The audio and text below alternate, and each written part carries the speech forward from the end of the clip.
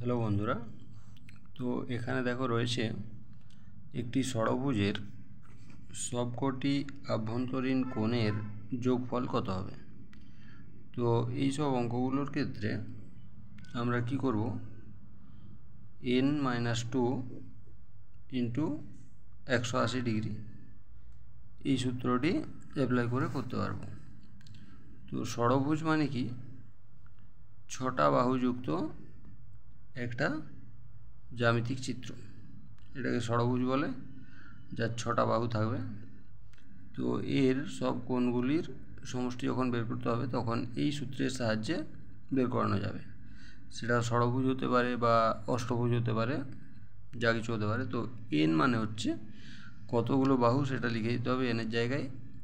n-2 মানে 2 into 180 degree. তো এখানে 6 আর 2 যদি বিয়োগ করা হয় 4 ইন্টু 180, তাহলে এটা কত হবে, 720 ডিগ্রি। এটাই হলো অ্যান্সার।